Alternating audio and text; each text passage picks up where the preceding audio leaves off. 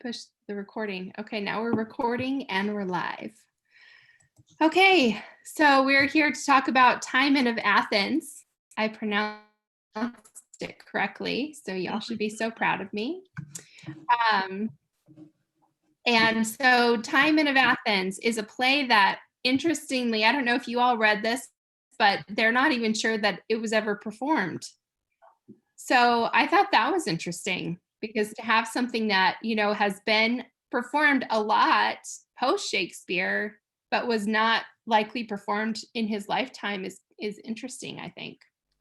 Well, the commentary is that this is experimental, that it's may not be finished. It doesn't follow the sort of polished standard structure that Elizabethan dramas stuck to. So yeah, and honestly, I think it kind of shows that this was not a highly polished play. Yeah, I really enjoyed it though. It's not one of my favorites. Not one of your favorites? No. I saw one other production of it, and I do think it's interesting that it's, at least both of the productions I've seen are set in the modern time, and it's very much this sort of businessman Wall Street context in which the story is being told. Yeah, I think I got particularly excited by it because I felt that it was such a philosophical play. For one, you having the character of Epimentus, and I felt that in how it seemed to be incomplete in many ways was trying to bring up a lot of the philosophy of life type discussions, you know, and asking, okay, so what makes for a good life? What is happiness? What's the nature of friendship? And thinking about how that's played out in the day-to-day contemporary world, that in some sense, the world just keeps on going, even though we have to struggle with these issues ourselves. Yeah, Timon just seems like a really extreme character to me. Mm-hmm. He starts out, you know, just like literally throwing money and you like my horse, here's the horse. And then immediately flips to being the man-hater, right? The misanthrope. That's pretty quick. Yeah. And not just like I'm disappointed in life, but you know, let's go live in the forest and eat roots and, you know, hate all human beings. And I mean, this is a classical character, right? But as far as I'm aware, Timon in the ancient Greek sources is just the misanthrope, right? There's no before times in the stories. It's that he's an example. Yeah, but I saw him an example of actual Cynic philosophy, and so main head figure of Cynic philosophy is Diogenes of Sinope, and he's oftentimes portrayed in artwork as living in a barrel with a dog. And he was thought to be wandering around naked with a lantern shining in people's faces saying, have you seen a wise person or a virtuous person? And he felt that, or many of the Cynics at least thought, that their responsibility in relationship to society was to reveal to the citizens the ways in which they're being unvirtuous. And so there's a fun little parable about, it's multiple parables about Diogenes, but one that I think relates here is when he's thinking that the best sort of life is a virtuous one, and that any material possession distracts someone from virtue. So he's advocating for this kind of asceticism that we see happening with the main character living out in the desert, that then he's down by the river with his cup getting some water, and then he sees a small boy drinking out of the river just using his hands. And Diogenes gets really upset and saying, how dare a young boy show me the ways of virtue? And he smashes his cup and drinks from the river using his own hands. But in large part, it's just thinking that society corrupts, so that kind of almost like Rousseauian type view. Well, and you do see in Shakespeare a lot this idea that the wilderness is pure and Yeah, good. the noble savage approach. Yeah, and that court life or whatever is dangerous and corrupting. And I always get the comedies mixed up because their titles never have anything to do with the story. So I'm trying to remember which one it is. Oh man. Anyway, there's more than one, in fact, I'm sure, where the the people who are, well, it happened in the Tempest in last week's, the good people are driven out into the forest, out into the wilderness. But Timon doesn't seem to have had any benefit from living out in the forest. He's not any happier. He's,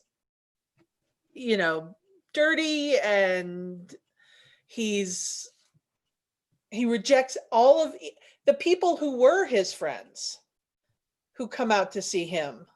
He rejects his steward who comes out to say, I remember you and I will still serve you. You were a good master. And he, sends him away.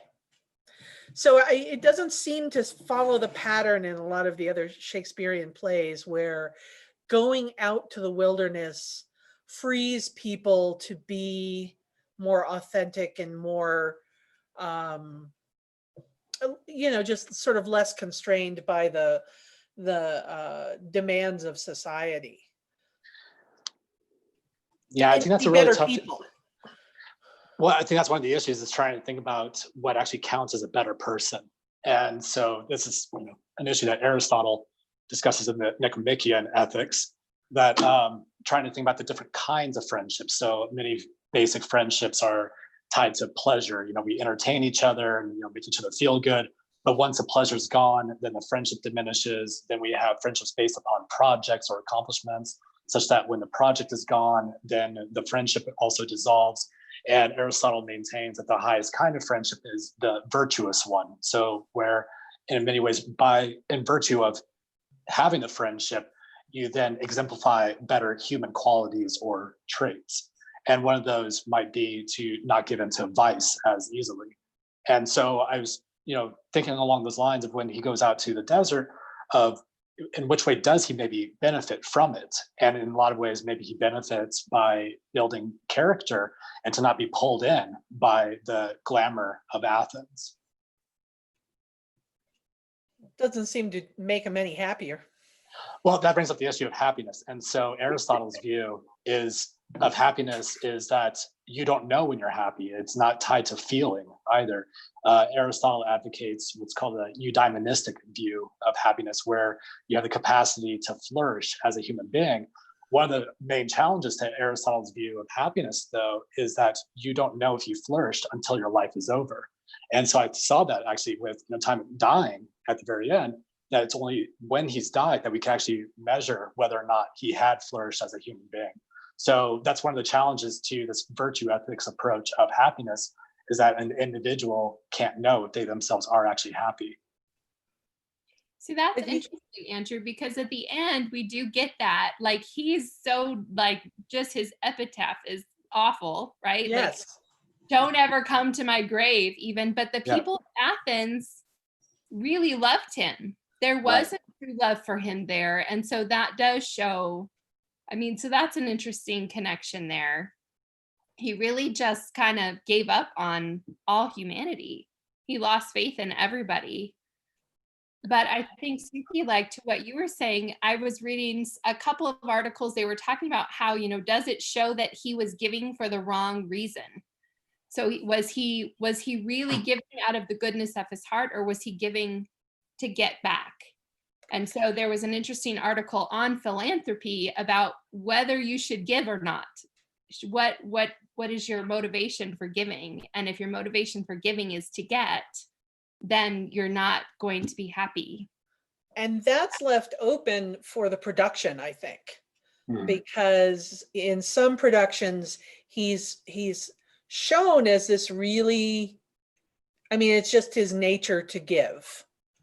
And that's what he's drawn to do. And in other productions, he's shown as just really loving that wild life, and getting as much out of it as, you know, any of his hangers on are. You know, he's just enjoying the debauchery and enjoying the high life. I think in the Stratford play, he comes across as genuinely generous. But foolish at the same time. Well, he obviously doesn't pay attention to his servant, right? And doesn't pay attention to his books. Well, and the scene at the beginning where there's the painter and the poet, we get this sense as the audience that the painting is not good and the poetry is not good, and he's just going along with it to make them happy. So there is that generosity of spirit, but also you could almost see they're playing him. You can kind of see it from the beginning. Yeah, that came up with the discussion later on after he went to the desert, when he was having a conversation with one of the soldiers' mistresses, and her discussion about, well, why didn't you donate your money? No, I'm sorry, that was that when we're talking with one of the servants of the person in the VR room. That's who it was. And so she was talking about, well, why didn't he give his money to, you know, charities or these other donations? Because he would have actually gotten, you know, twofold in return. So what he valued, I think, was an indication of the weakness of his character. He was needy. Well, he wanted attention. You know, he's like, you know, more like, you know, give to things that allow for me to immediately see how people like what I give them. Whereas to, you know, charities and donations, and I think this has real world, you know, correlations of why do people, you know, spend money, say, on their immediate friends, as opposed to various charities that are going to do a lot more good in the long run. Right. Because that first feast is, we don't actually see it on the stage, obviously, but anyone is invited, right? He's feeding not just the sort of wealthy other businessmen, right? The Wall Street dudes, but he is being generous to all of Athens, and sort of that's where all of Athens comes to love him. Because yes, he's not a philanthropist in the classical sense or anything like that. He's not donating his money to widows and orphans, and I take his character as being, you know, just almost very black and white, because he's perfectly happy to give all of that found gold, or most of that found gold, to the army to attack Athens, right? To take down the Senate, which seems kind of an extreme reaction to the fact that his friends wouldn't fund his bankruptcy. Yeah. Well, I feel like, you know, it's that whole, he gave to get attention, and then you have that same motivation. It reminded me of, you know, when a child gets mad and they just throw a big fit and they know that it's detrimental to them, but they're going to keep doing it because they're getting attention. Like, he drew people to him out in his pit to come and get gold, and then he just gloried in throwing them out again and throwing rocks at them, and, you know, but it was like that he got his attention. It was negative attention, but he got the attention. That's what he wanted. So I would have liked to have seen him learn something from it, and it doesn't seem like he makes that turnaround in this play. I just think that, I mean, part of it, I think this play is unfinished. I mean, last week we were talking about how Shakespeare really likes to create complicated characters who aren't entirely good, who aren't entirely bad. And Timon just seems too black and white to me to be a fully rounded character. But I think you're right. One of the things that struck me is, how does everyone know he found this gold? He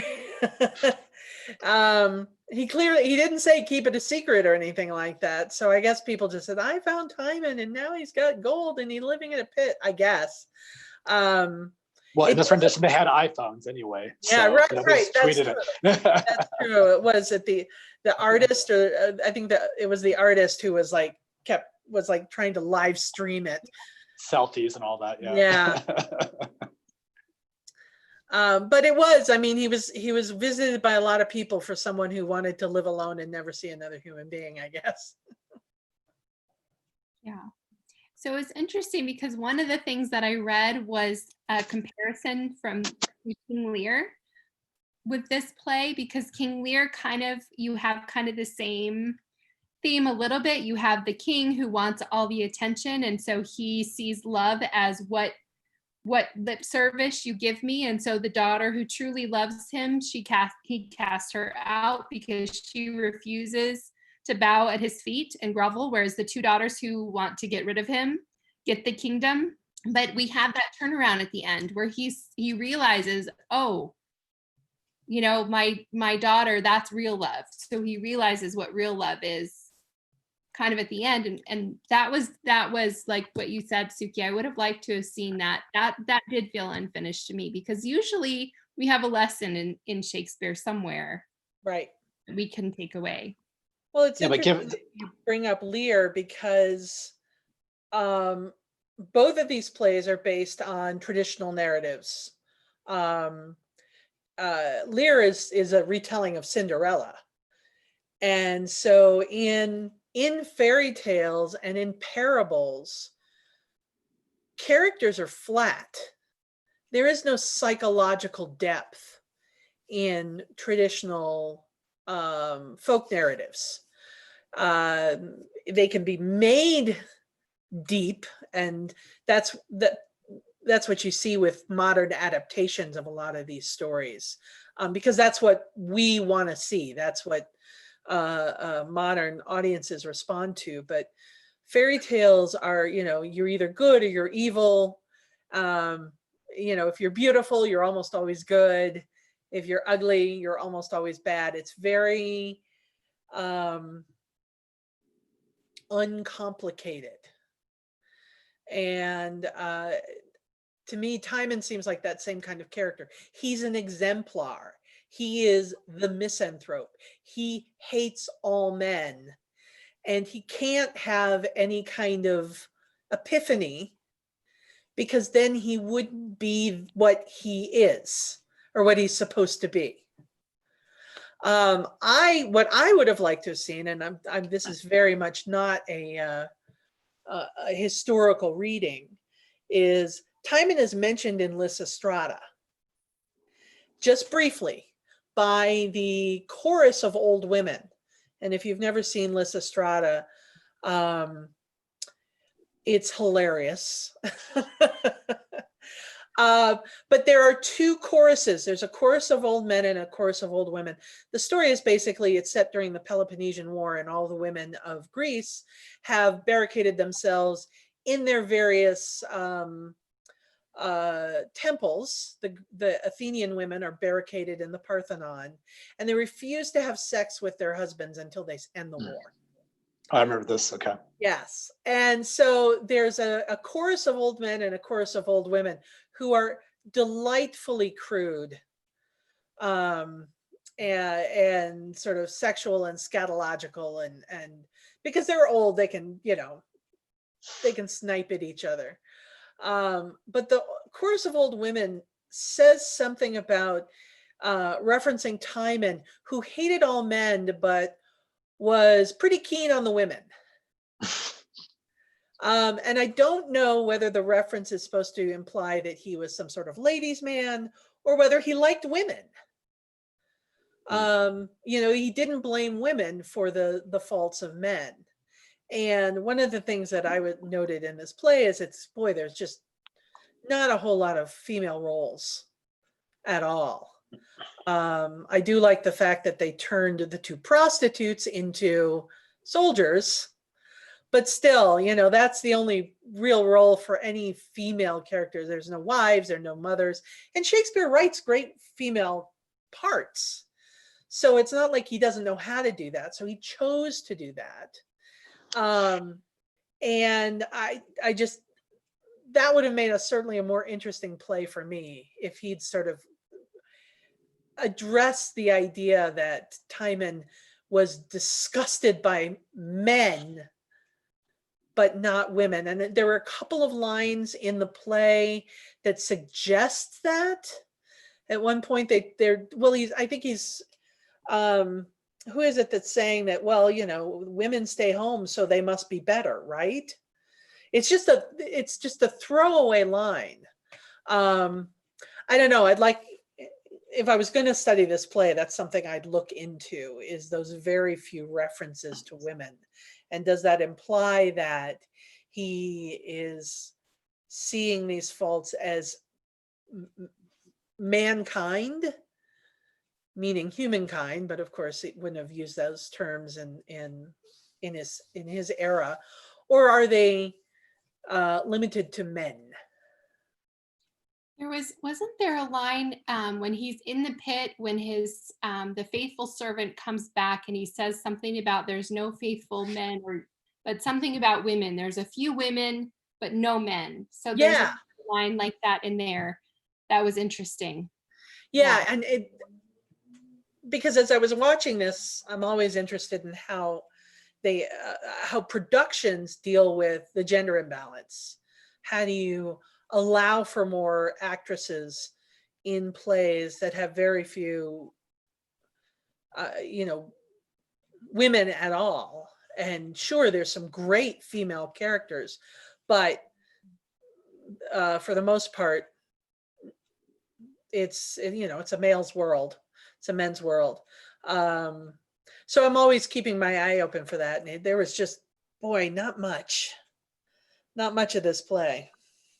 Well, so that's why I was thinking it was kind of along more the experimental, form for him. So even if it was complete, then I'd be asking, okay, so what is he actually playing around with? And that's why I think maybe overimpose this kind of philosophical lens and, being charitable to Shakespeare, at least. I think that he was, from my perspective, really trying to understand the nature of virtue, at least this Aristotelian concept of virtue. And unfortunately, Aristotle didn't have very favorable view of women either. In fact, Aristotle had stated that women are incomplete men. Right. And so, sorry to be saying this online. Aristotle has some good points as well. But so in trying to think about that, why is it that it's only the male characters who are grappling with this kind of character development and sense of loyalty? And there's a lot of discussion about character traits and personalities. Thinking about who's generous, who's faithful, who's honest, and so forth. And those are typically taken to be various character traits that can be evaluated as being either vices or virtues. I just pulled up statistics. There's, people analyze all of these plays to death. Mm-hmm. But there's an average of 3.7 female characters per play across the tragedies. And Timon is below the mean, but not by much. But there's almost no spoken lines by women in the play. Mm-hmm. They're very silent. They're just not there. So I'm sure that's another reason why it's not one of my favorites. So one thing that I thought was interesting, so in my class, I wrote a paper on King Lear, and I also wrote a paper on one of Shakespeare's sonnets, Sonnet 66. And in Sonnet 66, Shakespeare is kind of looking at humanity and just kind of thinking, okay, how come the people that are really good never get the good stuff in life? And how come the worst people always get rewarded? And King Lear kind of has that same theme a little bit, like the daughter who and the son, both who are honest and loyal, get cast out, and the ones who are underhanded and sneaky and just want to steal their father's thrones, they get everything. In that play, it kind of gets resolved. But I saw that in this too, that there's this idea, like Shakespeare, it feels like he was grappling with that idea in more than one place. Just that he was looking at life and saying, life just isn't fair. And we kind of see this here, that here's this guy who is giving and giving and doesn't get back. But then it's like he's thinking about, why is that? Why is that happening? And he wants to give a reason for it. And in this case, maybe the reason is that he wasn't giving out of generosity. He was giving to get attention or something, like we do that, I think, as human beings. We try to make sense of what we see. And when life doesn't make sense, we try to kind of make up how to make it make sense. And I feel like in a way he was kind of doing that here, trying to kind of grappling with those ideas. So I know that there's thought too that it's unfinished and that someone else finished it.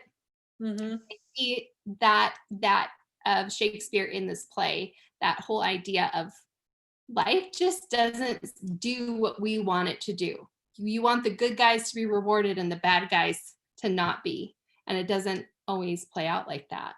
But this is a deep question of even Greek ethics, and I think it's okay to talk about that here, given that the play is supposed to take place in Athens. And so think about what Athenian ethics was like.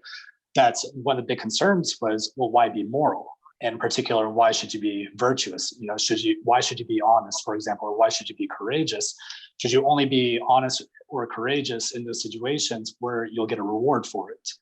And this is something that Plato had directly entertained in his thought experiment of the Ring of Gyges, which actually influenced Lord of the Rings. The Ring of Gyges is a ring that if you turn one way, it makes you invisible, and the other way, then it makes you visible. So that connection should be pretty clear. In fact, Tolkien had admitted that he was influenced by Plato. But the idea there is that what would you do when you're invisible? So are we only good just because we're being seen in our actions? And so I think that in this play, again, that similar kind of theme shows up of, well, why should he be generous? Why should he be good? And it seems like he wasn't good or generous for virtuous reasons. He was being generous for the sake of being seen as virtuous. And this plays into a point that Aristotle makes as to why the political life doesn't contribute to happiness, is because your happiness or success is going to be contingent upon other people honoring or respecting what you've done. So if you're generous to people and you're only doing it for their favor, then in a sense, you're not being virtuous at the end of the day, because your happiness is going to be contingent upon how other people respond. And this is kind of that Stoic influence on Elizabethan plays, is that other people are out of your control. And so if you can't control them, then your happiness shouldn't be dependent upon them. Yeah, I think that, and that comes through in Lear, that at the end you get that moment of, well, things didn't go the way we would have hoped, but at least we did the right thing. And you kind of get that moment of, it's important to be honorable no matter what. So, and I think maybe in here we see that with the servant, because we see that he was honorable no matter what. And that, I just felt, I really liked that guy. No, he was awesome. Guy, yeah, because he stuck with them. He really cared about him. It wasn't just like, I'm not going to get paid if you go into bankruptcy. It's, I really care about you. I'll give my money to help you. He split his fortune. Yeah. But, and then Timon says, okay, so I have one true friend. Too bad it's a servant. Right. Even yes. in his, pit in the wilderness, he's still thinking that it's better to have friends in high places. Yeah. But I think that's more revealing that he himself is not a good person. Yeah.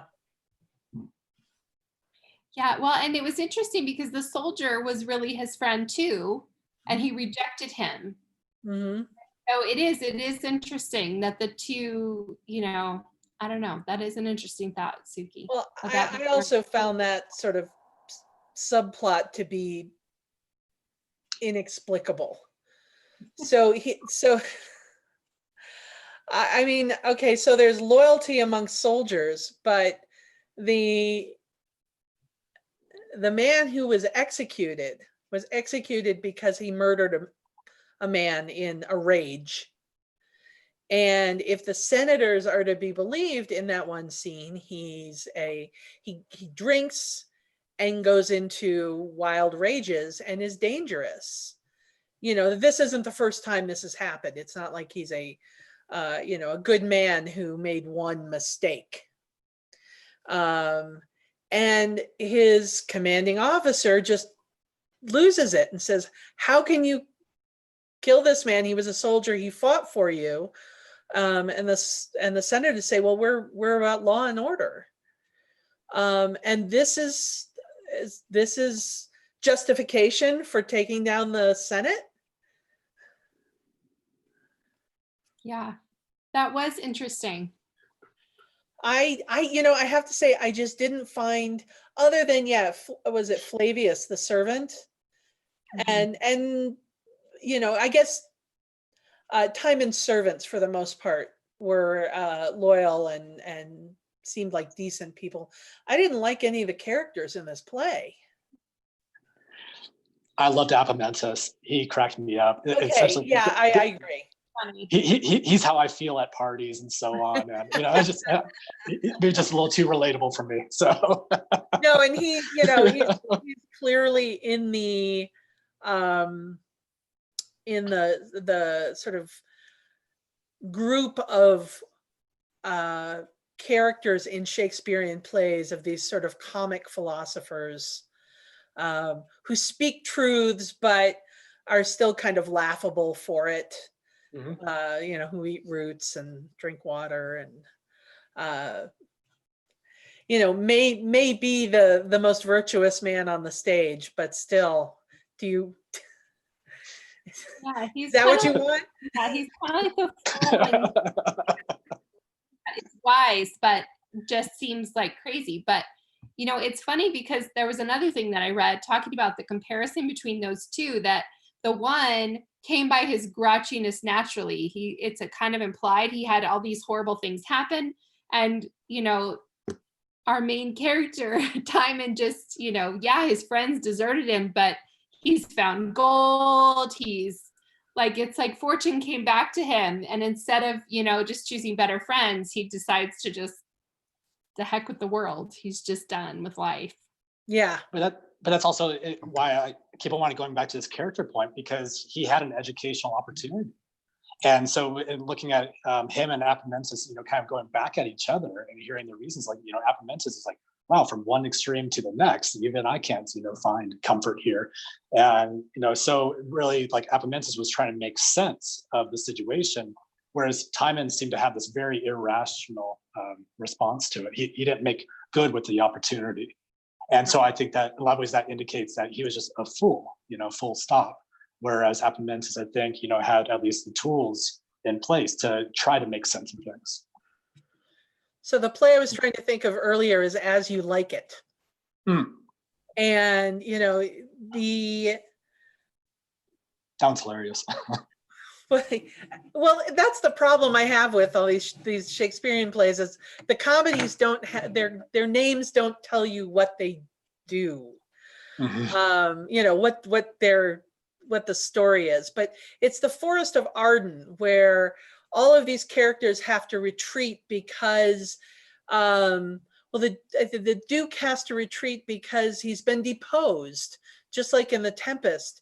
And then his daughter and her friend, who is the new Duke's daughter, they run away to the forest as well. And in As You Like It, there is a sort of comic philosopher, Jaques, who, you know, sort of mopes around and talks about how life is hard, and he's just another one of those sort of thinks too much about life in general, and therefore inserts a little bit of comic relief into the, well, as you like, it's a comedy anyway, but in the band of men who are living, you know, sort of like Robin Hood out in the middle of the forest, he's their philosopher.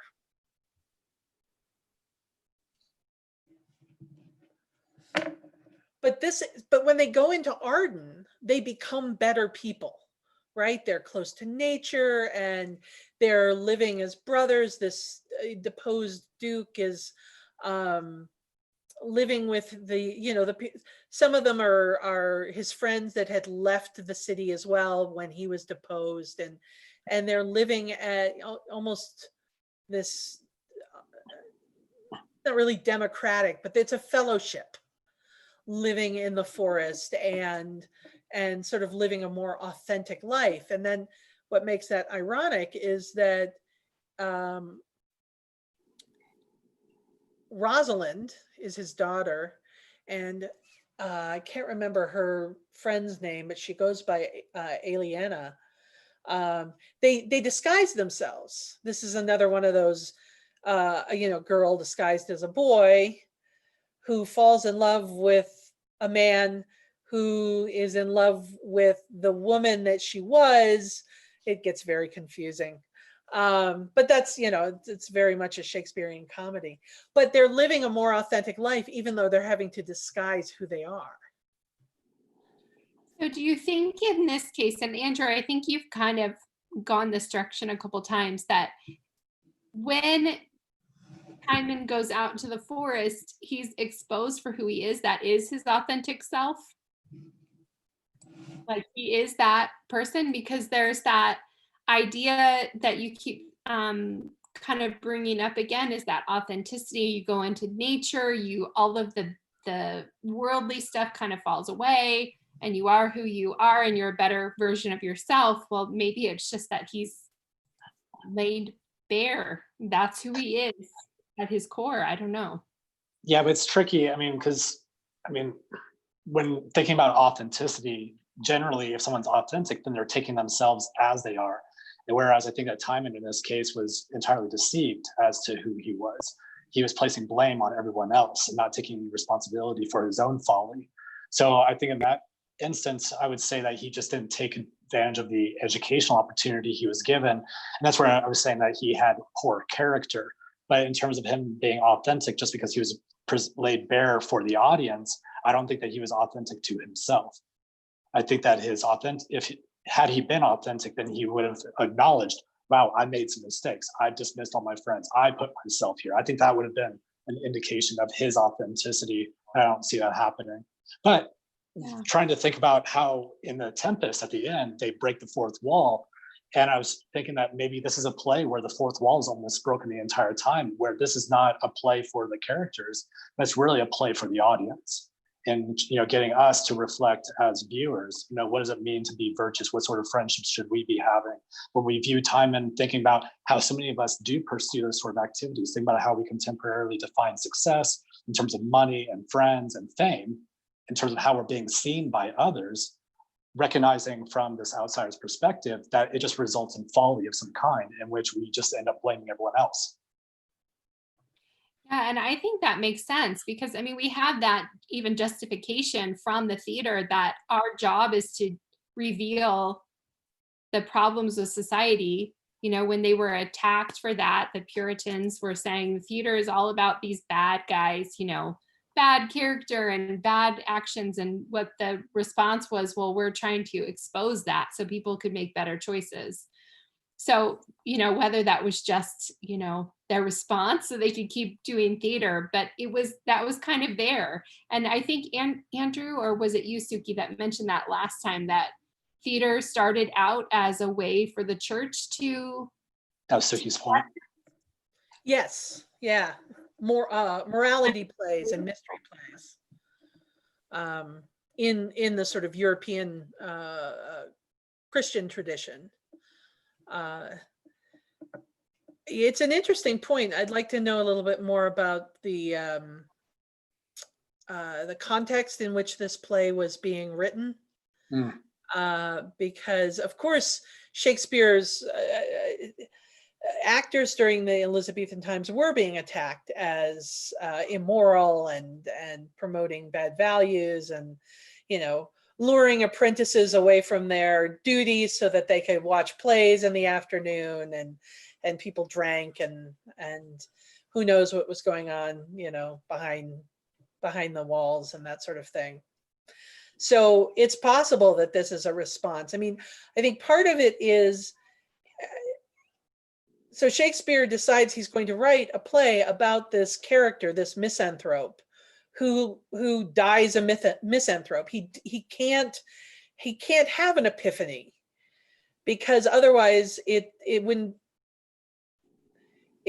be following the story that has been handed down from the classics. But I don't know, maybe Andrew is right, that the idea was that after you watch this, you were supposed to start thinking, well, what? Well, kind of like what we're doing. Well, what he should have done, or too bad he didn't realize that. I mean, it's the overarching theme, the clearest, most sort of fable-like theme in this is that, you can't buy friendship. And that, once again, that's very sort of black and white. You tell this story, and that's why you can't buy friendship. And everyone nods and goes, yeah, that's true. Look at that.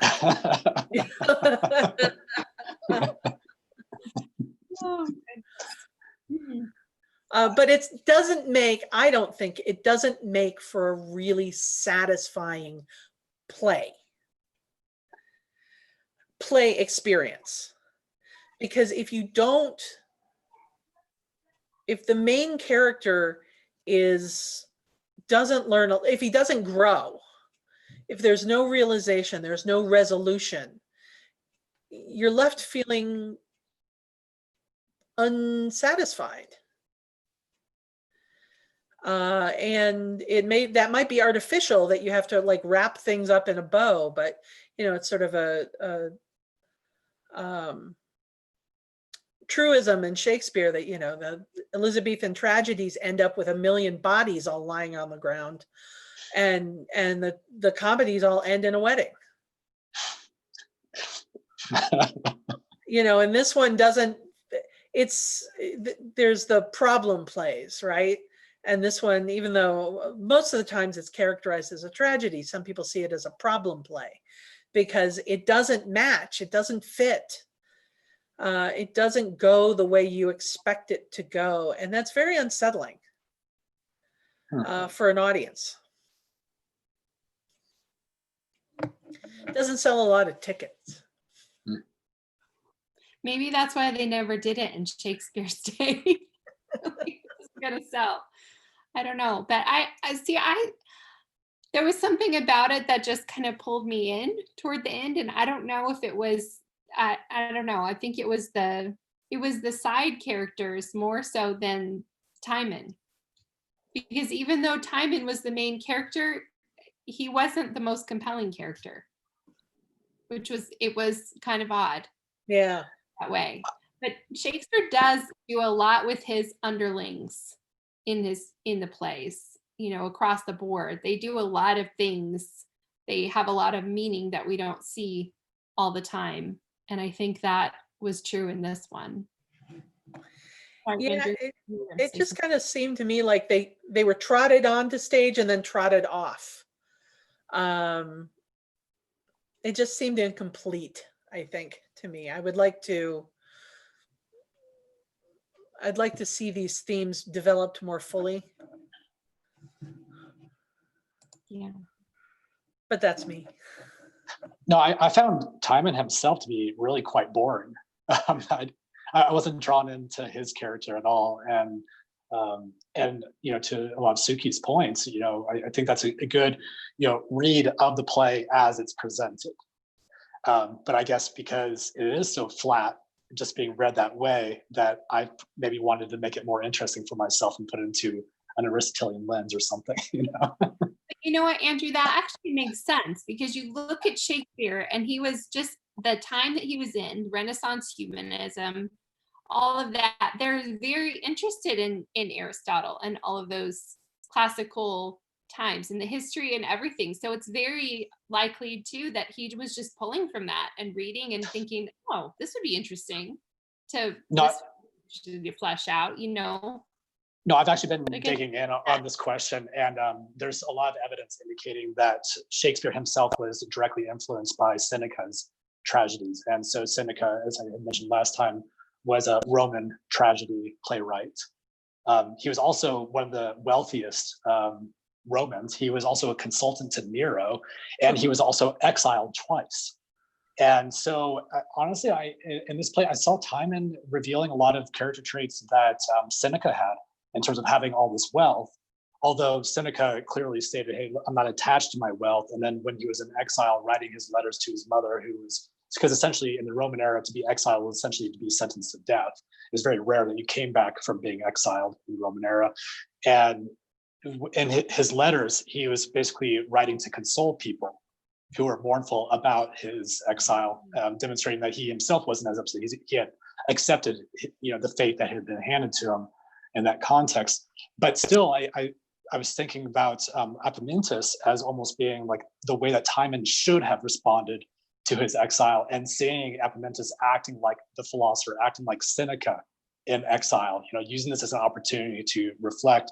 And there are some scholarly papers indicating that Shakespeare had actually read Seneca.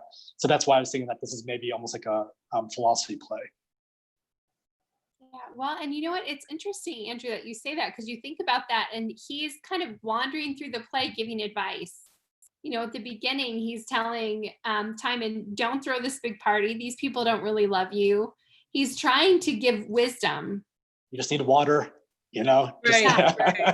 Yeah, you don't need all of this. You don't need, this false friendship. And I, so that's, I don't know. I think that's an interesting thought.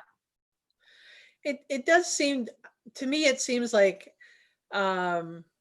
Shakespeare seized on this character, this misanthrope, and really did give him a backstory, which is not part of the classical tradition, and is really, how does that happen? How does someone hate all of life, all of human beings? Because the philosopher is a cynic. I mean, he's very, he has a very jaundiced view of society, but he does what he does, right? And he lives his life, and he's authentic to himself. Yeah, it's more of disappointment than hatred. Yes, exactly. Exactly. Whereas, Timon is not, he doesn't learn anything. Mm-hmm. What keeps coming to my mind is, his servant at the end, at least in this play, he gives him the gold, and we almost see that reward for the faithful servant. But I'm wondering if what he does with that, does he learn the lesson? And we maybe, can see him moving forward and being generous, but in a different way. Mm-hmm. Does he go find the other servants and say, hey, I got some more, let me help you out? Right. Well, because they do say, let us be fellows, let us be fellows going forth, something like that. Mm-hmm. So there is that implication that, they're still looking out for each other. Yeah. Even though they don't have a master now. Yeah. But words are very different from actions. we don't know. And that's part of my problem, is that these characters are just a little too characters, mm-hmm. right? Exemplars. They're not, they just don't have the depth, I think, that I love in most of Shakespeare's plays. Mm-hmm. Well, but I wonder, because most of the characters in the play are meant to be shallow, right? So, I don't know. I mean, we could read too much into Shakespeare's skill also, but seeing that there's not as much depth to most of the characters when they are shallow characters maybe makes sense. I don't know. Yeah, it's, I would like to hear about, I would like to hear from someone who staged this play. It's like, okay, so we're going to do Timon of Athens. And I'm sure most Shakespeare companies get around to it sooner or later. And just there's, okay, so what are we gonna do with this? We've got the words. How are we going to put this together? And I don't know. It's so unclear from I think from the text, that it does give the production company a much more leeway. But there wasn't much from Stratford on this production. There wasn't. I was kind of disappointed because of all of them for this one that nobody knows anything about, to have no questions, no background, nothing. It would have been nice to have that. Remember somewhere I read why they picked the plays they did, and they picked Timon, this play, along with The Tempest. They picked because of the topic of isolation. And obviously they picked that in response to COVID-19 and the lockdown, and the fact that people are isolated from each other. And so I know that that was in their mind in picking this play, but I still don't, Timon is self-quarantining, I guess. He's self-isolating, but for what, I don't know what that's supposed to sort of tell us. Yeah. It'd be interesting to kind of see what they were thinking. Well, and I don't know, because it is, Suki, when you talk about that, how is it staged? There are a lot of choices that can be made. So, and having only seen this one version of it and not having read it previously, I don't have that context to say, oh, well, in this instance, it was this different. You mentioned the other time you saw it was kind of similar with the businessmen. Yeah, it was the National Theatre of London. And in fact, we showed it at the college, I don't know, 2-3 years ago. It was part of their film. I don't know what they call it, the National Theatre Live, I think it is. And it was, once again, very sort of Wall Street bro setting. And I think that probably appeals to sort of the modern sensibility, talking about wealth and, capitalism, and talk about what makes for a good life or a happy life. And there's a lot of people whose pursuit is, well, I want the Armani suits and the Mercedes, and but those folks all turn out to be false. Was that during the Occupy movement by chance? I think it was, actually. And I'm trying to remember, I'd have to go back and look, and I don't want to confuse this with, earlier in the spring, I did a curtain talk on Jesus Christ Superstar, and the production that, I can't remember, it was like 2012 or something like that. And there it was very clearly, the mob following Jesus was very clearly the Occupy Wall Street movement. So I'd have to go back and look at the National Theatre. I just remember that they were a lot of men in very nice suits in that play. Well, I think something that, because we're right at 7:30, so we talked for an hour about this obscure play, which is kind of cool. that it's very clearly still relevant today, as so many of Shakespeare's, so much of his work it's timeless. We can still apply it to our lives today. Regardless what the theme is, we can learn what Timon should have learned. Money can't buy you love. Whatever the theme we want to say is, be wise in your friendships, be a better friend. I don't, whatever we want to say, it's something we can all learn from. We can look at Timon and say, oh, I don't want to be like that. Right. So, well, do either of you have any closing thoughts? Talking about setting this in the present day, I'd kind of like to see a production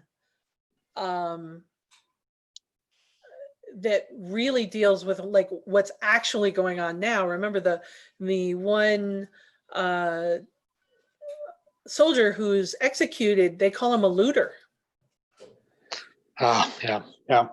And so it'd be interesting to take some of these themes and add the sort of cultural issues that are going on about how do you protest a corrupt government, right?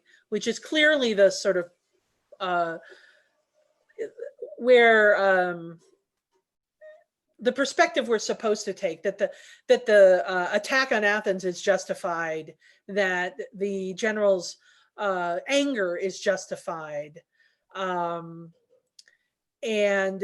that who can you trust when you need help? Those kind of things were sort of in the back of my mind. It'd be interesting to see this play cast in that light. Yeah, and to add to that, Suki, I mean, you think about how it resolves in the end. It resolves through peace, right? Making peace with each other, not actually through war. The general, they convince him, they talk about it. They talk it out, get the issues out in the open and put the blame where it needs to go and negotiate, which I think is interesting. They don't win by bombing everybody. Yeah. Even though they're the bombs in this version. It's kind of scary. Warfare happening. Andrew, anything you want to add? I'm good. Enjoyed the conversation. Good. I had fun again. So next week is Love's Labor's Lost. So that should be interesting. So one of those comedies with a title that has nothing to do with the play. So maybe we'll try to figure out what it has to do with the play. I don't know. But it should be fun. I haven't read that one in a long time, so it's kind of fun to see these again for the first time, or not again for the first time, but to see them for the first time, or to read them again after a long time and see what we get out of them. It's kind of like, we get to learn this summer. All right, guys, thank you for joining me. I will see you next week. Yep. Thank you. Have a good week, guys. Take care.